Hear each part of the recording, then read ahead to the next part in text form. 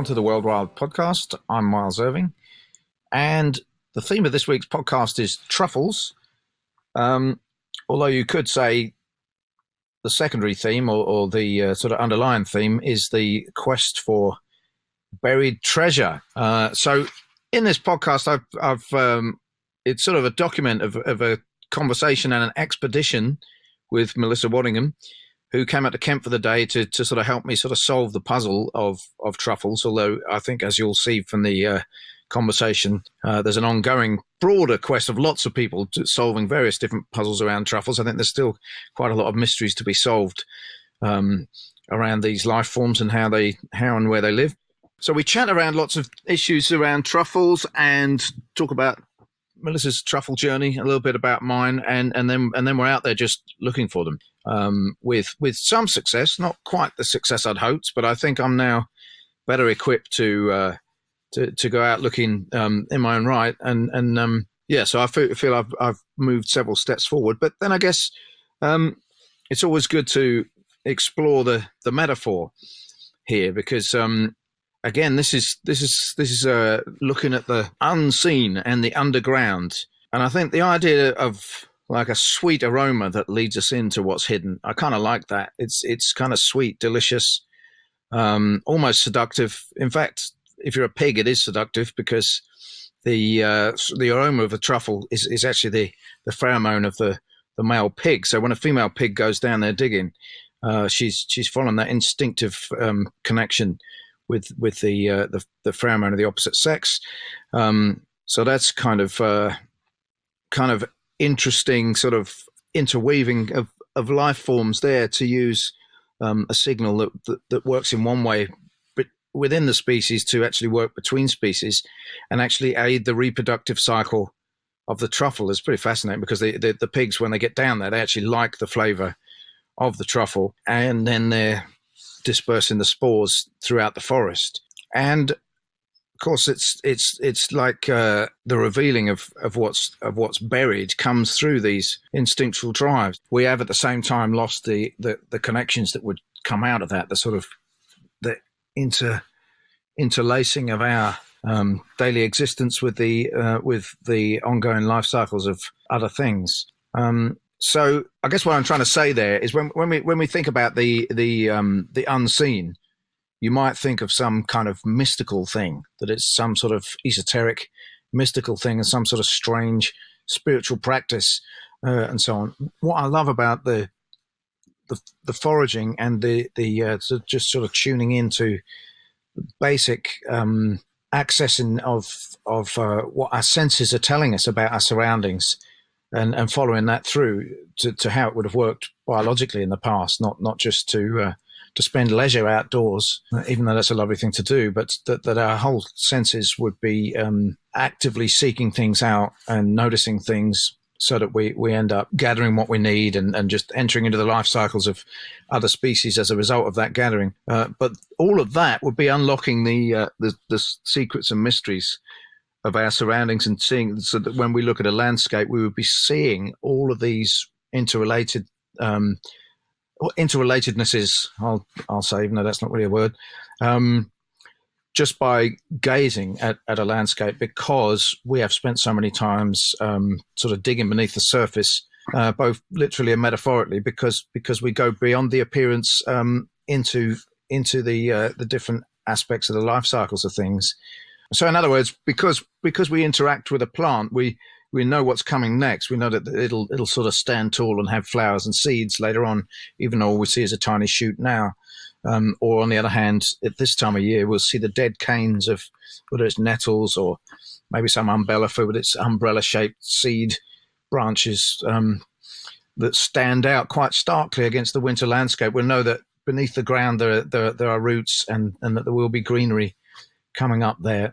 So it's that ability to look on the things that are not immediately available to our senses now, but because of our roots in the ground, as it were, that we're involved in the life cycles of things, that just what we see on the surface actually reveals and opens up to us,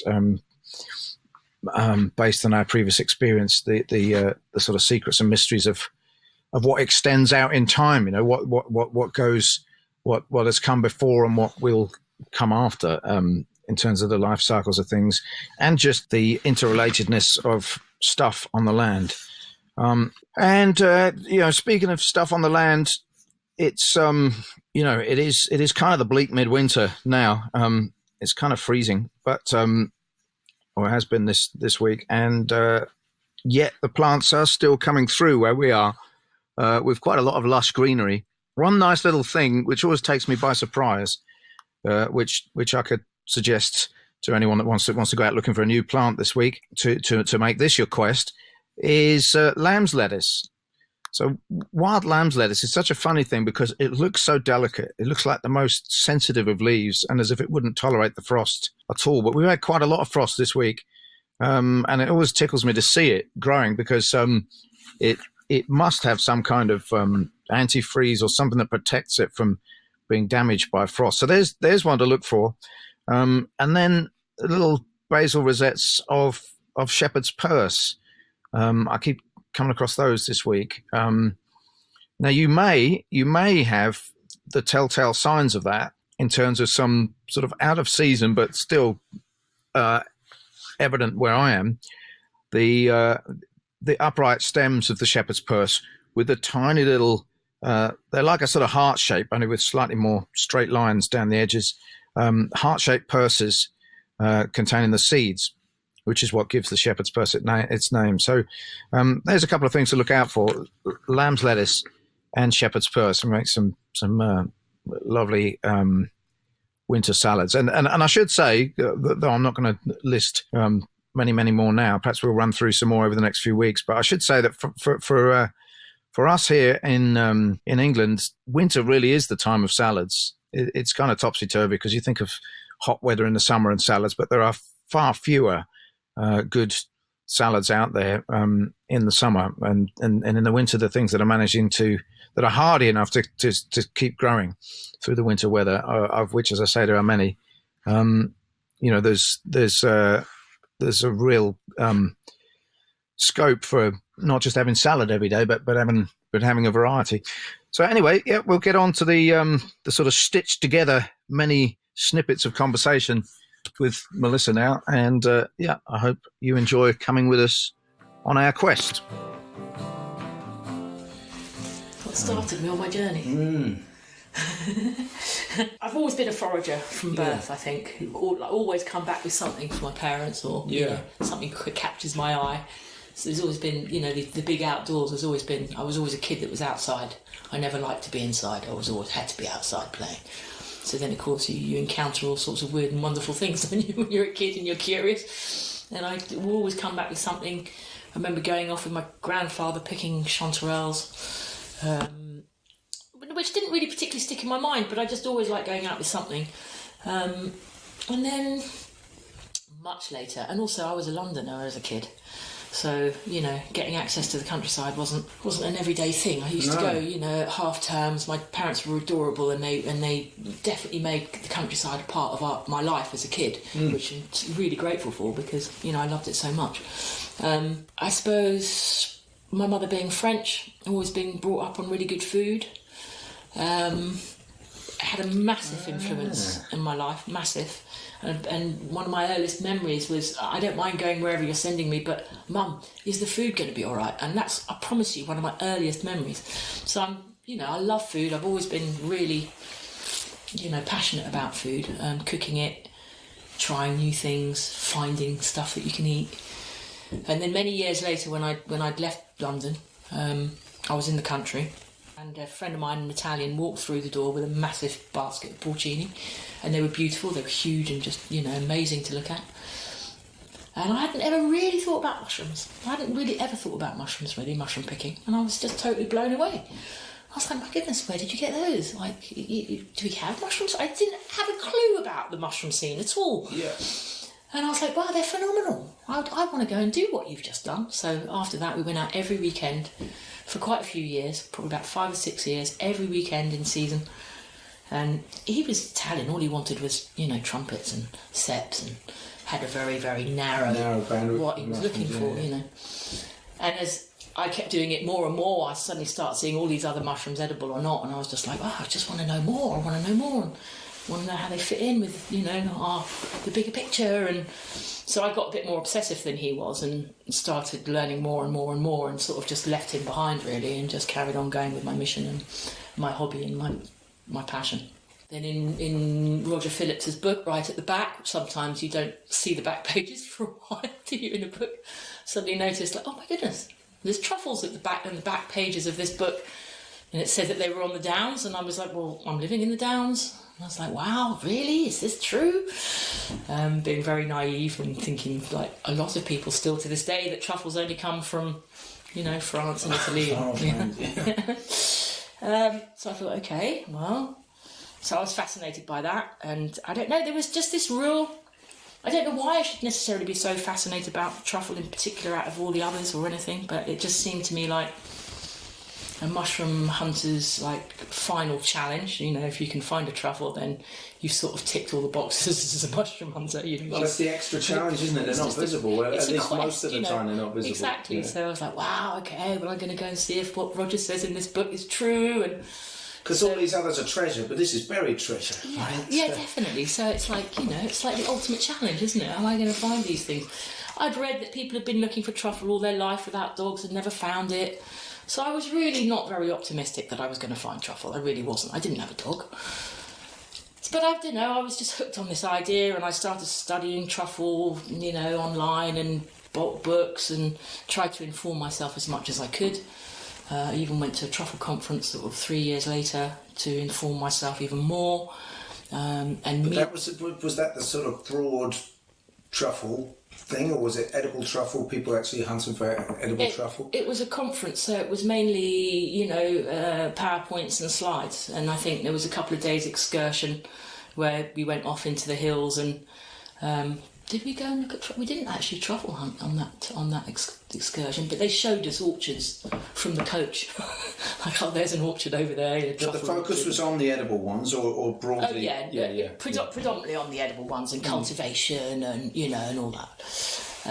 Predominantly on cultivation, actually.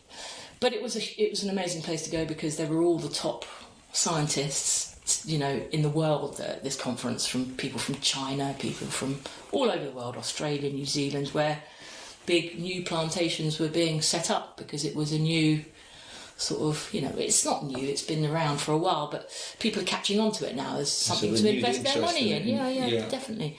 And, it's in poor soils, and we've got so much poor soil that is not productive for very much. So, if we can make use of poor soils and, like grapes, grape and truffle, they like the same soil. So, there's not a huge amount that you can get from chalky soil. So it's a way of using land as well to reap a benefit from something that doesn't necessarily yield very much. And as France and Italy, I don't know what the percentage is, but it's a high percentage of calcareous soil over there, isn't it? Limestone, and it's a big part of France. So, they found something, two things, the grapes and the truffle, to earn a revenue from that very poor soil. And when I went to this conference, like I said, I met some amazing contacts that the following 10 years were invaluable to me for one reason or another, just to put me on the right track of the correct information, true information, none of this, leading you up the garden path, hearsay, and, people just trying to not want you to learn the right information, who've become since close friends. And it's just been a real long journey. At the same sort of time as I started, I went and did my forestry degree, but it wasn't all intentional. I didn't have a plan in front of me where I was, okay, I'm going to go and do this and I'm going to do that and I'm going to do that. I just followed my heart. So, cooking, I've always cooked. So that was a firm stable there as it was. The forestry degree, I did a degree because I left school with nothing as a kid. I'm very dyslexic. I was just labelled as a, eccentric or difficult child. Left with nothing. My dad was Oxford. He was very academic. He was an art historian. He had huge expectations for me. He thought I was going to be a journalist or something, So as I got older, I sort of felt bad about that. I'd squandered my father's money in private education, and I hadn't really delivered any goods to him, so he must have thought, she could have been good, that one, but you quite sort of missed the boat. So I just didn't want him to think like that about me. And also, I never knew I knew I wasn't stupid. I just knew that I had some barrier, So I thought, fuck it, I'm going to go back to school and I'm going to pursue something that I really love and hopefully pass the exam so I can actually go to Dad at the age of 45. Dad, I've actually passed an exam. So I went and did it. It was the best course I've ever done in my life. I loved it. I passed. Not necessarily with flying colours, but I passed. I refused any help for the dyslexia because I just wanted to have my raw capability. Do it in your own right. And without any help, because I wouldn't have known my own capabilities. If I'd had the help, I just wanted to see my own capabilities without any help. And so I did that, and so I was like, Dad, I've done it, and I loved it, and I've passed, and I'm happy, and I've got a degree. So he was like, oh my goodness, I never thought I'd see that day. But the information that I learnt on that course was so complementary to the prior, 7 or 8 years that I'd been studying funky just as a hobby. So that married up with that. At the same time, I decided that I needed a dog because I was clearly going on a journey that I needed a dog. So I went and got Zeb. So let's just look at the pieces falling into places. So we've got the cooking, we've got the forestry, we've got the mushroom enthusiasm, we've got the dog, and we've got the truffle friends. So it's all... Yeah. So all of a sudden, it's like, ooh, got a nice sort of round little piece to the puzzle, it all fits. Yeah. Because, some of us have got interests that don't marry up at all, and you want to try and make something from it and you're like, it doesn't match up. Yeah.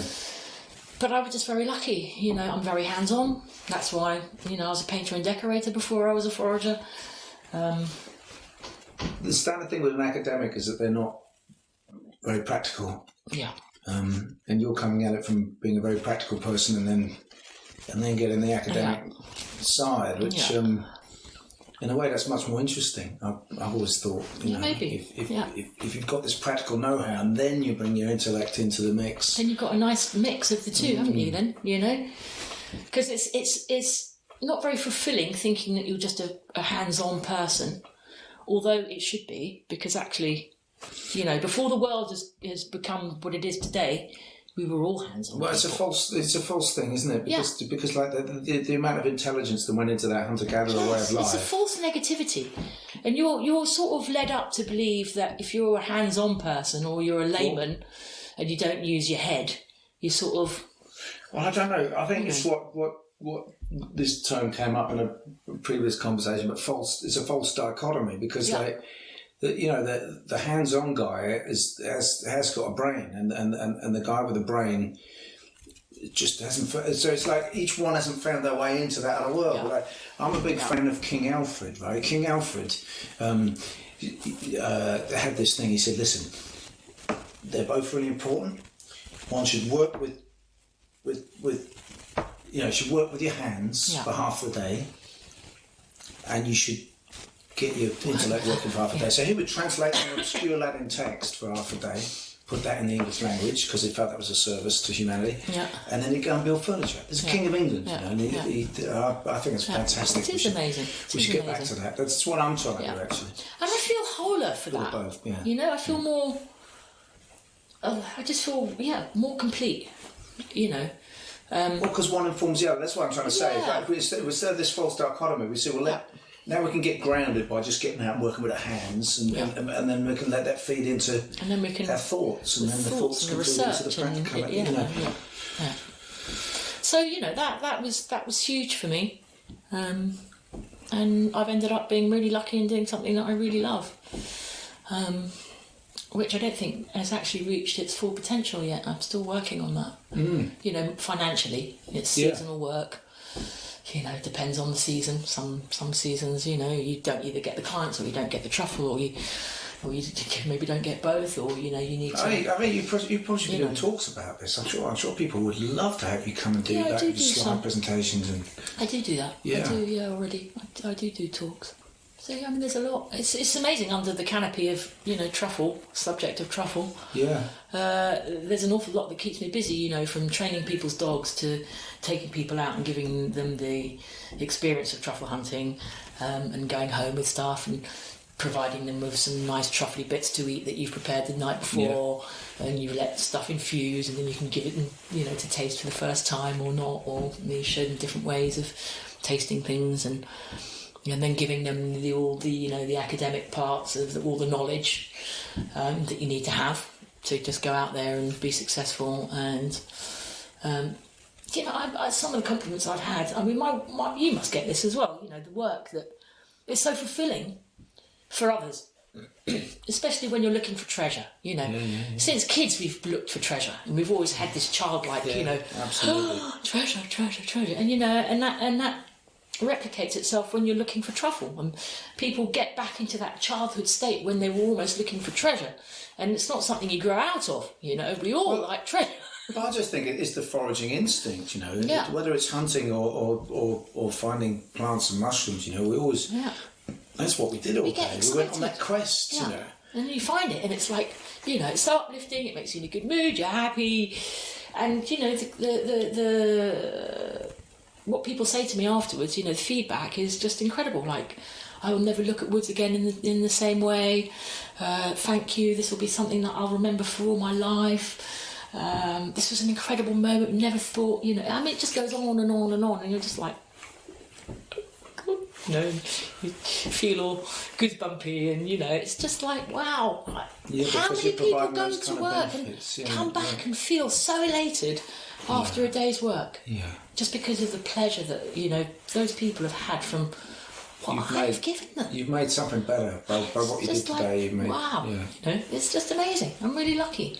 And not only am I doing something that gives me a huge amount of fulfilment and joy, but actually I pass that on to others. And, that feel-good factor for me, I mean, I'm being selfish now by saying, that feel-good factor that I get from the positivity that I give to other people and showing them things that they haven't done before. But, it does. It makes me feel great. And that's just really lucky. It's really lucky. So I prefer to do that and not make a lot of money and be doing something that I love doing. As long as I've got enough to survive, I don't want the earth, moon and sun. I just want enough to pay the bills, pay my fuel, pay my tobacco and make people happy. That's all I need. I think Bob Dylan said something like, I've looked all over, but it's so hard to find one rich man in 10 with a satisfied mind. If we've got a satisfied mind, then you're rich. I think you're rich. We can be. You've got an enriched soul and mind and body and spirit, and that's what keeps you happy. It keeps you sane. It keeps you motivated and energised to keep going. Since woodland management practices have changed over the last sort of 200 or 300 years, that's why truffle has sort of not been perhaps as prevalent as it used to be. Because, when they used to coppice more and they used to look after the woods, that helped truffle. They opened up the woods, they allowed dappled light in. Truffle likes dappled light. Well, it used to when it was colder over here. So it relied on the soil to be a bit warmer. So when they opened up the woodland, the sunlight would come in and it would just create these nice little, environments for truffle. England now, because of climate change, is being predicted as being the next hotspot for truffle. This is why plantations are coming up all over England. Are you saying that the white and the black may be here? The what? The white and the Not black? The white will never be here because it only grows on a certain longitude and latitude. It depends on calcareous fluvial soils. What's one of those when it's at home? Calcareous is high pH, so... I get that bit, but the other bit... Fluvial is soils that are close to rivers. Fluvial? Fluvial, yeah. I think I'm pronouncing Not alluvial, but fluvial. Fluvial. Because I talked to a guy from a local geology guy, and there was a particular soil at the other place I found truffles, which is not far from here, and we got that. It was alluvial something or other. Like green sand. Don't know. Maybe I've remembered it wrong. But anyway, it was on a chalk, but it had this particular kind of soil. So I was making this thing of like, okay, chalk and this kind of soil, and he was trying to help me find where that kind of soil was, but that might have been a red herring. It's just that it was definitely that kind of soil and chalk, yeah. You know, when I first started out looking and you know, informing myself about truffle, it was incredible the amount of red herrings that people would throw up at you to try to get you off the right track. And you know, you had to sift through the shit, and it was only through learning and reading that you suddenly realised what was what, you know. And it was like, oh, this is unbelievable. You know, why are people so cagey and so, you know, not trusting and just want to take you up a garden path? And it was mad. But you know, determination gets you there, and you get the right information in the end. You go to the right places for it. Or you invite Melissa to come to the right place. Well, now you This know, is the way around. I've given up. Like I gave up. I thought I need help, and I haven't got any help, so I'll give up on truffles for now. But we all break the mould in the way that we share our knowledge. Yeah. Because normally, you know, it's like a loner's game. No one says anything about anywhere. Make sure you're not being followed. And that's just mushrooms. That's just those. Yeah. You know, we really break the mould when we take people to all our places that we've... Melissa's just pointed to the pickled chanterelles that I'm putting in our sandwich for those who listen to this recording, if it makes it through the edit. There we go. Actually, mustard. Do you like mustard? Yeah. Like mustard? Yeah. So that's why we got our truffle dog, because our friend's brother bought this place in Italy. It's called The Hill That Breathes. They called it. But anyway, there was white truffle on it. And it was like, oh yeah, you know, you can bring your dog over and blah, blah, blah. But it turned out it wasn't you can bring your dog over. Because he may have bought the land, but there's no way he inherited the truffle rights there. There was an absolute... You know, he tried to stop these people. I say it like I'm on his side. I'm not on their side. These people. Anyway, but they're the traditional rights to these white truffle, you know, and he's trying to stop them coming on, and they're going, oh, you know, who the hell are you? You've just come from England and you bought this there, and you think you've got the right to stop us picking these truffles. So I think he had to, if I've got the story right, he had to just accept these people are going to come on and get these truffles. Cause there were two different names, Latin names, that were given to the summer truffle and the autumn truffle. Yeah. So summer truffle was always known as tuber estivum, right, and the autumn truffle, or the burgundy truffle, would be known as tuber uncarnatum. I actually went to a conference quite some time ago now, about 8 years ago, where, you know, it was even before they'd sort of tested the DNA, and they were still discussing about the potential, whether people thought it was or not. It's a very special meeting full of scientists. And I'd only been truffle hunting for 2 years, and I felt very out of place. And, you know, I was there to learn, and don't know how I even got myself there, but somehow I did. And at the very end, they sort of turned around to me and said, so, Melissa, as a truffle hunter, from a truffle hunting perspective, what do you think? And I said, well, I said, don't, you know, like, hold me to it, but I think it's the same species from what I can tell. But I've only been hunting for a couple of years, so please don't take my word for it. And then, of course, about a year later, with DNA and molecular science, they all found out, of course, it's the same species. So, yeah. We're back to the same point. It's the practitioners who actually know things. Yeah, of course. Imagine, you know, if I was studying my wife for academic purposes. Do you know what I mean? Yeah. But when it's for pleasure, it's a whole different ballgame, isn't it? Pleasure, practicality, ongoing... Or something that you're interested in and, you know, you're obsessive about, then it all becomes very easy. All right, it's just obvious. Knowledge is participation.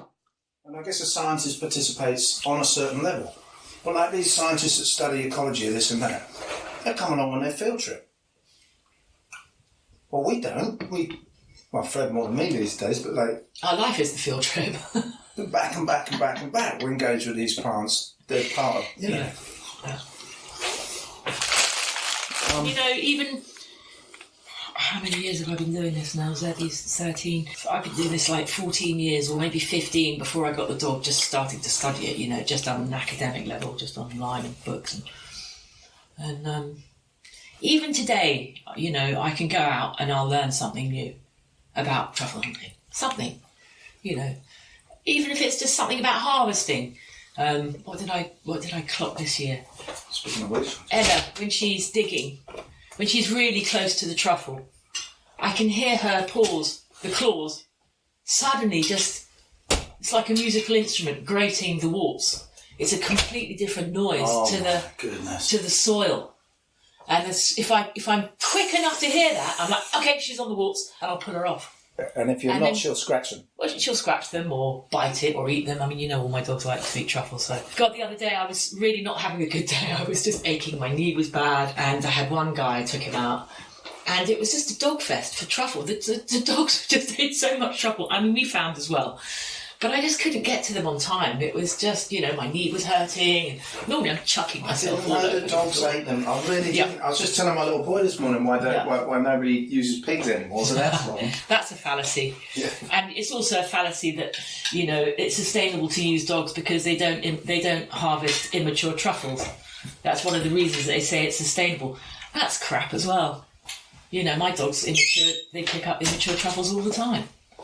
I mean, their noses are that good they can smell, you know, an immature or mature truffle. What makes using a dog sustainable is that they point to exactly where it is. So you don't have to don't have to do any random digging. That's the only thing that makes it sustainable. I've seen a video of some guy using a pig. It's like, I think it's some French guy. Yeah. And he's just got this massive pig. And then as soon as the pig goes, it just cracks. It's like really brutal. Just like get off the truffles. Yeah, because they want to eat them. Because they mimic the pheromones of, you know, the female pig or the male pig. I can't remember which one. Oh, right. You get a bit excited. And they like to eat them as well, you know. They're purposefully smelly to be found by animals. That's how they reproduce. Or that's how they get distributed. Can you smell them if you're in the woods without a dog? Not really. Sometimes maybe you might capture a little odour of something. I know I've got an incredibly good nose. So, you know, I mean, sometimes, but it's not like, you know, you walk into truffle woodlands and then you get hit by the smell of truffle. No. It's not like a stink horn or something. No, nothing like that. I mean, when you're digging for it, you know, then you start smelling it and you smell the soil. And, you know, if you find today, I'll be getting you guys to smell the soil. Just to recognise the soil when it's fresh in the ground because it's sweet. It smells like beetroot almost. Truffly beetroot. What animals are mainly going for them in the wild? A lot of all the rodents, you know, from, you know, any type of sort of mouse, rat, to, I would have thought, weasels and you know, all that type. Would a badger go for it? Badger 100% go for it. Okay. A rabbit even eat truffle, which really surprised me, and I only worked that out again not so long ago. I wouldn't have thought rabbits do eat truffle, but I saw evidence of rabbit droppings, truffle, shards, and the way that rabbits sort of, you know, dig all in one little space, and I was like, my God, this is rabbit eating truffle, which was quite mad. So I would have never thought rabbit would have eaten truffle, but maybe if they're on the surface, they might, or because quite often they stick out the ground. Right. I mean, this year I saw something phenomenal that I've never seen before. We were hunting, got to this little area, and there were about 30 truffles that were about slightly smaller than a tennis ball size that had been eaten from the inside by a slug and had just left a solid ball of warts. So when I picked up this ball, and you couldn't tell, you know, you could tell it had been eaten. And it was as light as a feather, and it just crumbled, you know, like an eggshell. It was mad. And there were about 30 or 40 of these huge truffles just in the leaflet, like that had just been eaten. That's amazing. I mean, you know, I talk about visual clues, and there aren't often many visual clues. But, you know, you see something like that, you're like, wow, that's a really good visual clue. It doesn't get better than that, you know. And sometimes you know how animals use stumps as feeding platforms, you know, to peel a chestnut, or you often see, don't you, where they've been eating. Yeah. And if I'm in a woodland, I always look at all the stumps because often I see little shards of truffle in amongst the moss on a stump where an animal's dug it out and it's gone to a little high point where it feels a little bit safer and it's just eating there on a stump. You can just imagine it looking around, and the little shards are falling on the stump. He's eating the majority of it and then he runs off and he leaves these little visual clues. And so when I see that, I'm like, okay, good. We're in, you know, there's truffle in these woods. It's a visual clue. And often they dig it. They might get frightened by a dog or something, or a dog walker or anything. You see a digging, and there'll be half a truffle in there, half eaten. You just see the gleba, the inside, just grinning through this little digging. You might see that today. And you can hunt without a dog by just tracking other animals that have hunted truffle. Because often, if I didn't have a dog, I'd go to the woods and I would sniff all these little holes that other animals have made looking for truffle. And quite often they smell of truffle, and it's either because they've just harvested the truffle and it's gone, or it can still be there. So if I smell truffle in one of these holes, I'll start looking. And if I disturb the soil and the smell goes, it means that the truffle's gone. Yeah. If I keep looking and I go a bit deeper and the smell's still there, and actually it's getting stronger as I'm disturbing the soil, it means the truffle's still there. So you can use the woodland creatures as your own little truffle hunters. We were wasting our time looking around a neighbour's garden. What do you think? Do you think we should just head for the woods? Or? The chances are going to be 100 times greater than just having a look. Why don't we go to the woods first? Yeah. And then if you want to, on the way back, just have a little amble up by where those beech trees are, where you said the pines are. We can get the dogs to sniff around that beech tree. In terms of things to dig them up with. Well, the dogs generally do it. I saw you had I've got a trowel and a little rakey thing. That's all we need. Not the big fork. Quite often, No. I've got a story about that. Okay. Well, the guy that first showed me a place for truffles, he got beech trees at the end of his garden. He had a water problem, which meant he had to dig a channel 2 metres deep, a metre wide. And he found these funny knobbly things. What the hell are they? It just happened to be something on the telly, someone talking about truffles, so that's what they are. So he started to sell them to local restaurants, and I persuaded him to let me come to his garden and look. So I promise I won't come and feed from your garden. Yeah. I just want to see. Should we go there? To get. He could do. He might have moved by now. It's just a new neighbour. We won't know anything unless he's passed on the info. Exactly. But anyway, he let me come, but he because he found the truffles right down to as deep as a metre. Yeah. And he then made a habit of digging that area at the bottom of his garden over like it was a potato patch every year, and getting a great big mountain of truffles. And every year there was a great big mountain of truffles. So I think I do know that in the plantations that they do scarify the land, which means just to keep it sort of a bit more free draining. And I know that they turn it over by about, maybe an inch, but they don't go deeper than that. You know what? This is where research is needed for more knowledge. What do we think is going on when a pig digs down to find truffles? As we can see, they leave a lot of destruction behind, a lot of disturbance, and in that disturbance, I say destruction because I suppose the roots and the mycelium are obviously going to get torn away from the main organism, and those bits die, as far as we know. So there's plus sides to that when fine roots are broken, that it makes available more new growth for new finer roots, which is where the mycelium attaches to. So you suppose you're making more root tips available to mycelium in the long run, which is good for truffle. So it's a bit of this and a bit of that, I would also think that, when the pigs are digging around and looking for truffle, they're making those tips broken where new growth is going to then go on to grow. And when they do their feces, they're leaving perhaps spores from other organisms, truffle organisms, in those areas where broken roots are and spores of other truffles are, where those spores then will go on to meet and then create new mycelium. So, it's sort of needed as well. It's good and bad. I'm struggling to see the bad, in that scenario, other than our perception of it, because I think we've gone so far with the conservation approach now, which I mean, it needed to happen.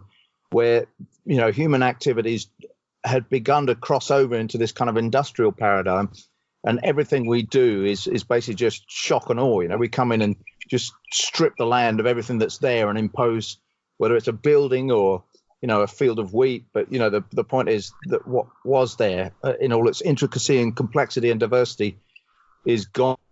So you can see why there needed to be this conservation thing that said, hey, we need to stop that. Loss of habitat is one of the main issues, isn't it? I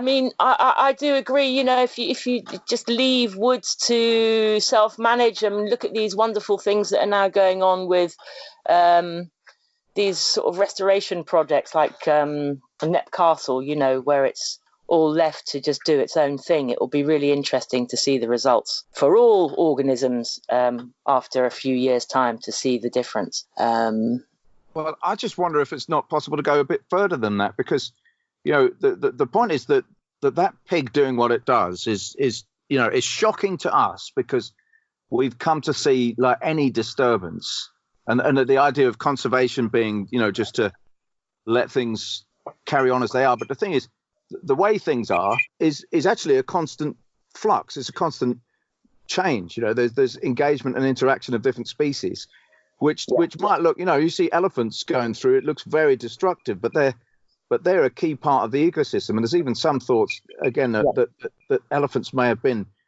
what's got the coppicing response out of trees first of all, which has become incredibly beneficial.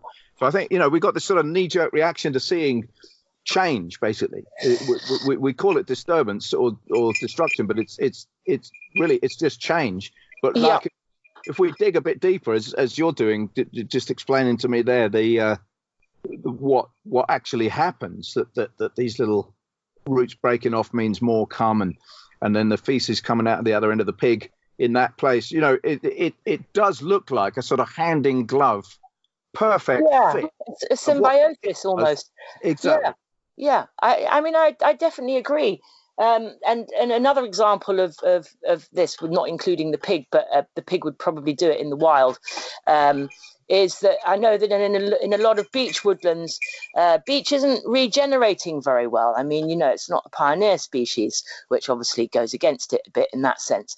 But, it should regenerate. And in these woodlands that, have very little disturbance, the beech trees are just not. They're not. There's no age diversity because they're just not doing it. And I know now that there are trials of. This isn't for the truffle. This is just for the regeneration of beech trees. They're scarifying the top layer in certain coops and are getting better results of the trees. Then taking hold. There's something for the roots to grip onto, and they get embedded in the soil better, perhaps. So this is interesting as well. So just for the continuation of trees, let alone the fungal associations, disturbance of soil is clearly showing, for beech trees a better sign, and I'm sure that would probably apply to most trees. So it's interesting, yeah. So the pig might have done that in the past, yeah. Exactly. As well, especially under beech, because the truffles would have been there. So yeah, exactly. I mean, I suppose what I was going to say with regard to the rewilding thing is I'm just really interested in what it's like when we find our sort of pig-like perfect fit with ecosystems, because difference between us and a pig is we could sit and really reflect and think about it and sort of deliberately sort of redesign the sort of coupling between us and our surroundings. We can try this, try that, think about this, think about that, and have lots of conversations with each other about what worked and what didn't. I mean, like for example, the stuff that I think we did mention it, but we didn't record the chat maybe. But the stuff that everyone's doing now with their rotten mushrooms and their mushroom pairings, to let that rot and then pour it underneath trees. That's culture, isn't it? Like, I don't know who started doing that first, but we're all we're all talking about it and starting to do it now, aren't we? Well, we all want to give back, don't we, as best we can within the knowledge that we have. Because, I know that I feel I want to give something back because I'm very grateful for what, I receive. So if there's any ways of trying to spread the truffle love and the awareness and help woodlands that perhaps haven't got them, that, would benefit from having them there, why not? It's just, I'd like to be given the opportunity to do more research like this. It's hard to find landowners that are even willing for you to do some of these, what they consider strange things. They don't understand, even some people, But we've got to start somewhere, haven't we? And I just do see it, like when people say, "Oh, let's get the beavers back and let's get the wolves back." I just think, let's get the humans back, and that landowner saying yes to you, so that you can go and do that interesting stuff in his wood. That is basically saying, "Oh, okay, we're going to rewild the woods. We're going to let Melissa in." Seriously, I think as the species, with the amount of flexibility that we've got, that's why it's so important, because a pig will only do the basic repertoire of pig ecology, and I'm not saying that that's not flexible, because that's the beauty of evolution. Animals do form new behaviors, and suddenly there's a new kind of ecological niche. But I think the potential that we've got with human culture, and our ability to sort of reflect and communicate, that's the kind of rewilding I want to explore. And see. I mean, it's happening. Not that it's not happening. Definitely. Yeah, definitely. And I think, it's definitely needed. And it's because of people like ourselves that, really work closely with nature, that make really close observations as well, that perhaps, just people walking their dog are not going to notice. We find things that are unusual and contribute to valuable records. It's not just about harvesting truffle to eat, actually. It's gone a lot deeper than that. It's about being aware. And I mean, 4 or 5 years ago, Zebedee and I found a truffle that was considered extinct, and at the same time another lady found one in another part of the world, in Europe. I can't remember where it was now. I think Denmark or somewhere. But it must have been a good year for them. Also, people are looking for stuff again more now than they were over the last couple of 100 years ago. There were lots of pioneer explorers in the botanical and fungal world sort of in the 1800s that were doing a lot more, just out there looking more, I think. Now, fortunately, that trend is coming back, and hence we're getting now more records of things, but there was a gap. And she found one of these truffles as well, which, when I was looking it up and I looked in Pegler's book of subterranean fungi in the UK, and I kept coming back to this species, and I was like, well, I can't be getting this right. I'm not IDing it correctly. And then after sending it to people that are much, much, much more experienced than I am, it kept coming back the same. So it's like, oh, well, okay. So, that was a huge find, now not considered extinct. A first for Sussex, something that hadn't been recorded in the UK for a couple 100 years. It's important. It's important, and it's important to be precious and intellectual about what you find. Don't just discard something you don't know what it is. Take the time to put it on one side, and if you haven't got a microscope yourself, send it to someone that does, and do your bit. Oh, it's so good. And the thing that makes me think, with you saying about all the people that are on the case now, all the sort of inquisitive and slightly more well-informed pairs of eyes scouring the landscape and just pottering around and discovering these things. It does actually give a bit of a twist to me. Like I know there's a very strong sense that the number of people on the planet is putting huge pressure on ecosystems and so on. And I know, if we were starting from scratch, we'd probably think, well, if we could keep the population down. I just have a bit of a problem with looking at it now, and in a sense, if we're not careful, sort of willing lots of people not to exist. What I was going to say about that is here's a positive way of looking at more people being here. What if we all did become ecologically minded, and then suddenly, instead of just being there the odd couple of pairs of eyes and then a few more and a few more, that we were all thinking like this? And I know what you're going to say. Yeah, absolutely. I mean, if we were all more engaged and had more, of a sensitivity to what was going on out there and an awareness, and tried to steer things, in a much better managed systems, then, I'm sure there could still be hope, Miles. I really do. It's a terrible state of affairs at the moment, this world, and something needs to be done. And rewilding human beings, I think, is definitely one of the ways forward. Hence, we do what we do. Isn't it? It's one of the big reasons we do what we do. Well, because it'll have larger ramifications, and it's hard to think that when you're just digging a little hole in the ground to unearth a truffle, or you're cooking an omelette with some wild garlic in it. It just seems like you're just pottering around. It seems such a small, quaint, charming, but insignificant thing to be doing. But actually, I just don't believe it is. I think we're there working away with the little sparks that could reignite the fire of, Absolutely, and that's the beauty of teaching, isn't it? Because you can then pass on those sentiments to others who are willing and who are fed up and want change. And, it does become slightly political, huh?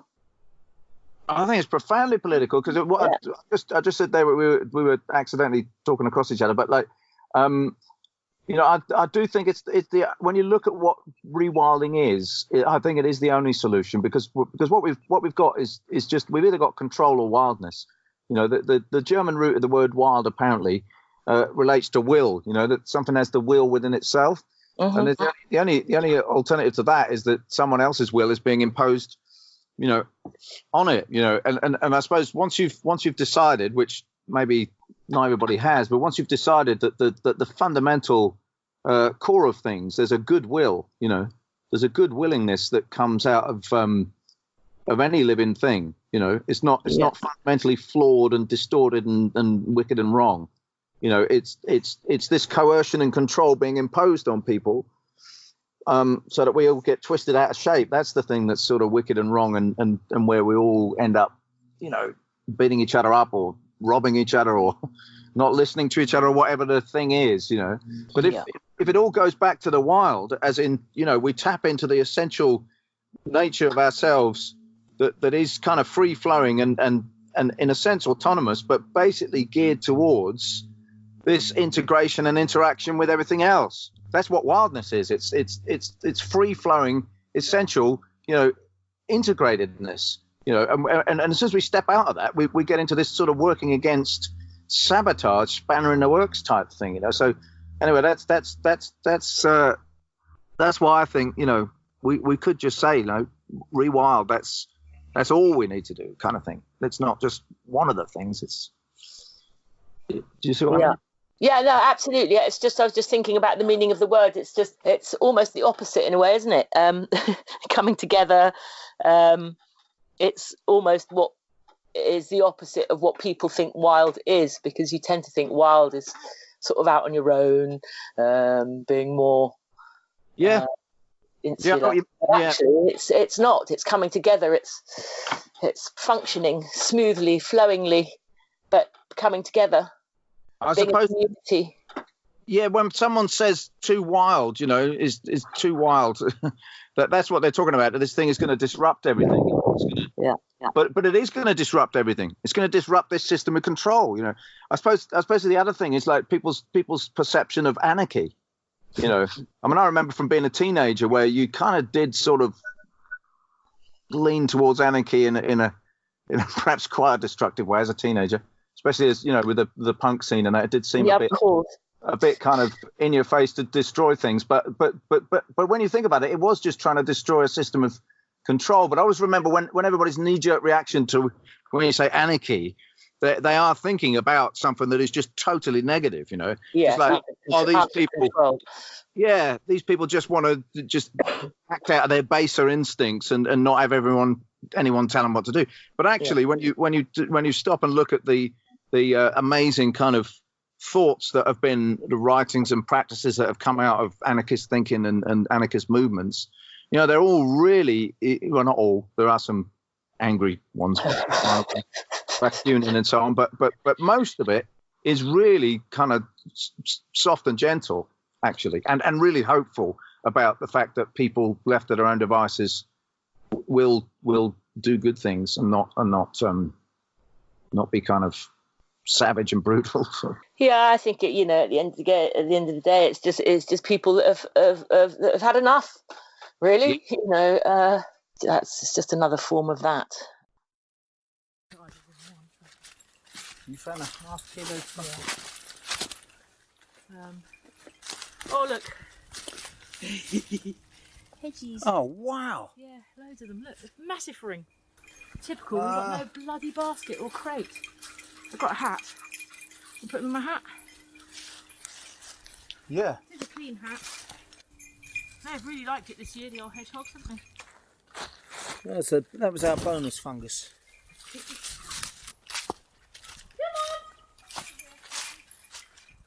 I just put the truffles in a sealed container with eggs. Yeah. And then I have a fried egg. After I've done that for 2 or 3 days, and I shave a bit of truffle over it. But the bizarre thing for me is the fact that the egg tastes more of truffle than the truffle does. That's what I'm saying. So, it's the infusion. There's something about the substance of that egg which is actually able to carry that flavour to your taste buds more than the. Now, that I don't really understand that, but It's the fats in the egg yeah. that are sticking. The compounds are sticking to those fats. And somehow they mean that your taste buds can get them, or maybe it's not your taste buds. It's probably your nose. It's probably retronasal, Your isn't it? taste buds and your nose Right. can taste those compounds. Definitely. But not when it's just in the truffle. It's weird, isn't it? It's totally weird. Yeah. I want to know. I'd love to know the science behind that, but taste it in the truffle, not as much. it's about the aroma. It's How all can the egg about that the sat next to aroma. the truffle taste more of the? It's about the aroma. Yeah. They're really powerful. Those compounds, really, powerful. That's why I said right from the beginning, infusion is the best thing. It's about the aroma. It's about those chemical volatile compounds. That's what truffle's all about. That's what people are after. And it's about finding really clever ways of harnessing that. I mean, like on a sweet note, I'll make like a bread and butter pudding. And after it's cooked, with a knife, I'll separate it between the bread, and I'll lift it, and then I'll grate truffle inside while it's still warm. Close it all, do it through about 3 different layers like that, so you've got layered truffle going through the bread and butter pudding, and that will infuse even just with the heat of the, it's not cooking, it's just sort of, warming. Yep. And that brings out the flavour in the truffle as well. Go on, Zippy, in you get. Go on, 1, 2, 3, hop. Can you do it? Come on, 1, 2, 3. Keep that. Go on. Have you worked with this seaweed that grows on the Ascophyllum nodosum? This small brown sort of hairy seaweed. Not the one they call the truffle seaweed. That one. Yeah. I've tasted it. I've only been on one ever sea forage, and I was lucky enough that it was there at that time. So that was quite interesting for me because Did you agree that it was? Not particularly, no. I didn't think it was that truffly, no? No, not really. It's special, and I think that's probably why they call it, because it's just something that's a bit, special. So they've given it the name, the truffle of the, seaweeds or. I think it's in the same ballpark as they say. I think. Oh, I think it is. What, there's chemical compounds in there that replicate truffle. I think it's at least similar. Is it? But well, I've not seen an analysis, but when I smell it, I think that is. You can pick up something. Yeah, Can you? I've got some back at the house. Oh, okay. We'll smell Although it. it's sat in a jar for a little bit Yeah. long, but I think you'll get the gist.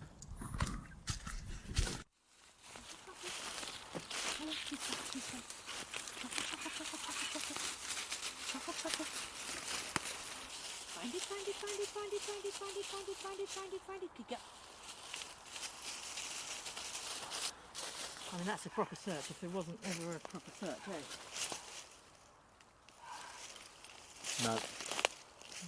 Come on, Ella. Come on, you leave your crystals. Come on. Go. Any more up there?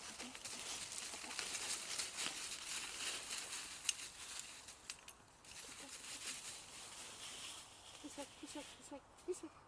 Come, this way. Good girl, good girl.